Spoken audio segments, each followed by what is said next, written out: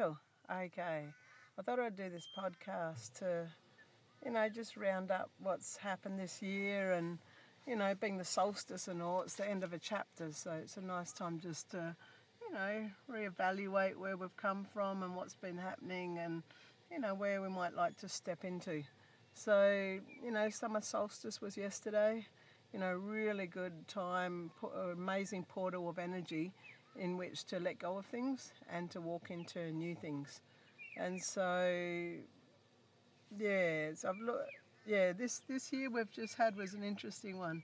Whereas like 2020 was full of surprises and unexpected events, 2021 was discombobulated, was continuously, all mucked up and,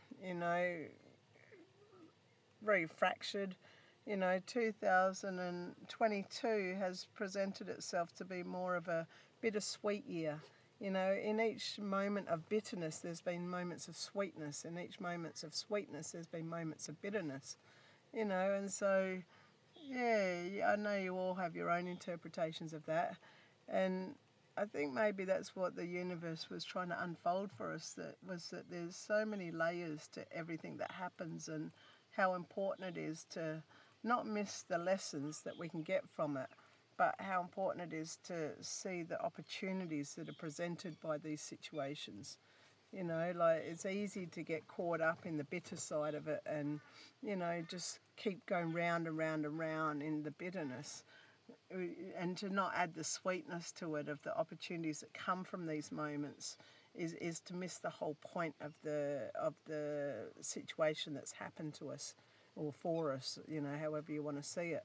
And so, 2022 was quite an amazing year of, Capricorn, Pluto's still going through Capricorn, and like as Pete says, oxy-torching just the whole system, and that's still going to continue to happen into next year for a while until it like moves into in and out into Aquarius, and that's going to be quite amazing because it will go in and out of Aquarius next year. And so remembering that Pluto is the transformer, it's the planet that brings forward transformation, and whenever it's at the end of a planet, it's destructive. It's just pulling it all apart. And because it's been at the end of Capricorn, Capricorn presents our systems, our structure. It's ruled by Saturn. It's all about structure and conditions and career and systems that have been set up, the banking and, all these systems that we've had in place for so long. And Pluto's just been transforming it really severely. And so with Pluto walking into Aquarius, into a whole new beginning of the new age, in an Aquarian way, it's going to be quite amazing what's going to be able to be created. And so really amazing opportunities next year that I could see for, creating the new earth. I kind of feel like everything's already happened and that we're just trying to catch up on it. That we walk along in our unconscious state and our soul walks before us, our spirit walks before us. And as we become more spiritually aligned with our true self, we walk closer in the actual moment of time of things happening. But whenever we're in our unconscious state, we kind of lag behind and have the opportunity to follow the cues our spirit leaves for us, the breadcrumbs it leaves, or to take the opportunities to learn by taking those bitter moments and spending some time with them and reacting and having involvement with them. But ultimately, as we become more spiritually enlightened, we will become closer and closer to walking the true path in line with our spirit. And so I've been practicing for a few years as much as possible of taking that extra moment before I act. Not saying I'm always good at it, but from where I've come from, where I used to, as a younger person, be highly reactive to situations, I've got myself to a stage now where an event can happen and I push myself really hard to stop and just allow it to play out, to see where the breadcrumbs are to what to do next. Another example of this is that, there's so much going on. We're in such a big transition, so there's so many situations happening in our life right now that we may not be in agreement with, that isn't in tune to our values, and yet we don't have the power to solve it. We don't know the answers on how to solve it. So why not just put it out there, saying, something like, you know, I'm not happy with this situation, and I'm open to change happening, in my highest light, and trusting that it can happen. Without that trust and faith, you miss the opportunity when it presents itself. And so I fully believe that we're moving into 2023 more ably equipped than we've ever been to consciously create in our world. And I've just been listening to Pam Gregory, one of her interviews with David on the astrology, I'm not sure, the astrology hour or something. And she was saying, if you're going to put forward any kind of creation manifestation for the future, to put forward, I'm already welcoming in an expansion of love, because love is the key element that overrides everything that's happening. When you're in that bitter moment, even though it's so tricky, if you can reach down and find that love in some way, it's so, I can't explain it. You've got to really, have that experience yourself. Another thing she was saying was that we're returning to Lemurian times, and so 2023 has got the opportunity for us to really remember our Lemurian gifts, to remember our Lemurian knowledge, to remember our Lemurian knowing, and then to do something with it. With Saturn moving into Pisces next year in March, I think it is, and Pluto moving into Aquarius for different times during the next year, it'll be golden opportunities to put this Lemurian gifts into action, to live on such a high conscious level. But to do that, we've really got to let go of that 3D reactive energy.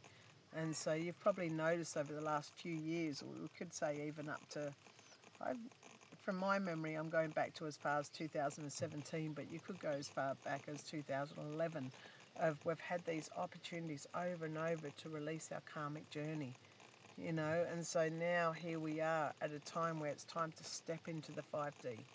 But to step into the 5D, you can't be stepping in with your karmic journey attached to you still. And so if there's any healing that you need to do, get on with it. I know I've said this before that we're running out of time, but I mean, it's just so cathartic, the change that happens in your life and your family dynamics when you do take this actually move to bring healing into your karmic journey.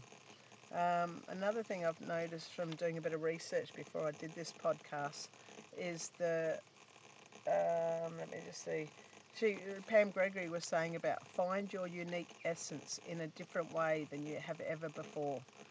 Uranus has really pushed us in the last few years with its square with Saturn to push us to find out individually who we are, to look at our individual values, with Uranus being in Taurus. And so find that essence of who you are, your unique essence that makes you different to anyone else, and then do it differently than you've ever done it before.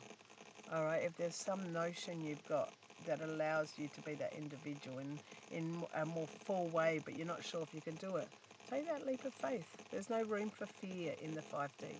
All the fear is associated with 3D. One day you'll die, but what if dying is living further? What if life is just one chapter of 50 chapters, and that death is the next 49 chapters?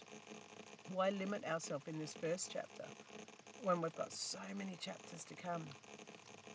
So have a look at your fears, and that'll be tangled in with your karmic journey. I'm sorry about the ticking on the computer. When I actually took it into Hardly Normal to get looked at, of course it didn't make any noise. So it's just something we're going to have to deal with.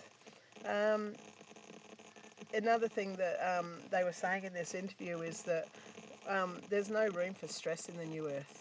And so next year, make it part of your notion of going forward that you let go of stress, because stress is just a 3D experience manipulated by the 4D. So as long as you're stressing out in things and you get anxious and you're in fear, you're still remaining in the 3D, which is fine. If that's where you need to be to do the healing you need to be, then go for it. But if you're ready to take that leap in consciousness, go for it.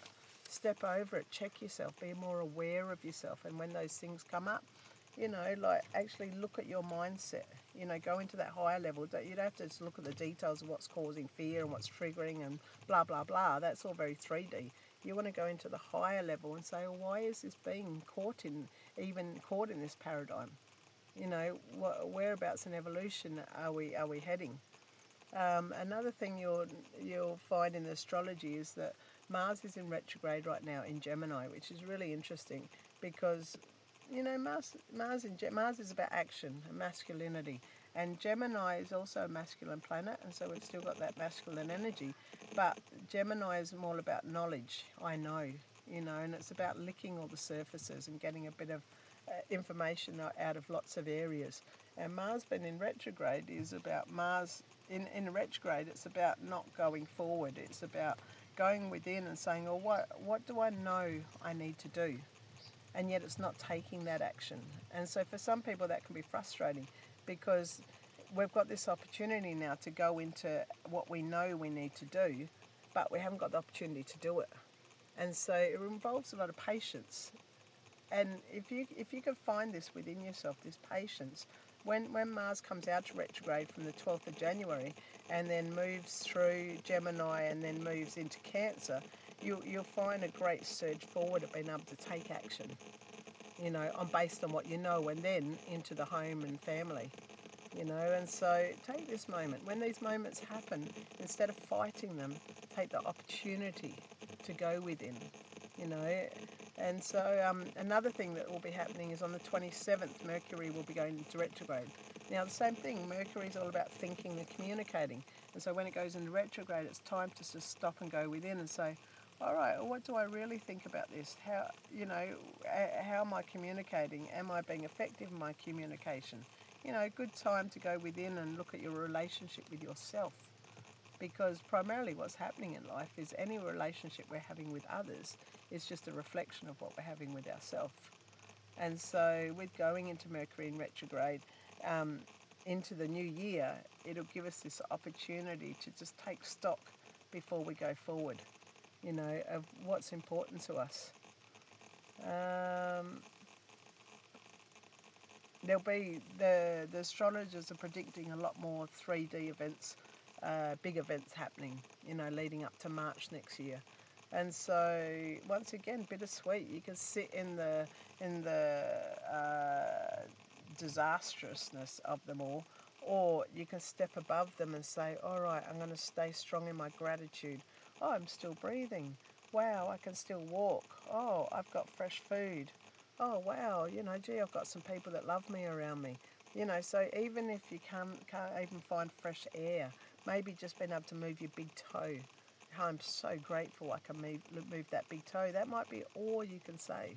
And that's what you'll say, because to say all the bad things that are happening are just going to hold you in those bad things that are happening. And yet this is all happening for a reason. There's a bigger reason than we can possibly understand yet, because we're taking such a massive leap in consciousness. And so, really stick strong to your gratitude, to your love, to peace, to appreciation and love. And because when we open to the unknown, it allows so much more to come. And so, this solstice time that we're travelling through just now is allowing us to let go of anything that's going to get in the way of us going within and being true to ourselves. Anything that's going to get into the way of us, like opening up to new beginnings.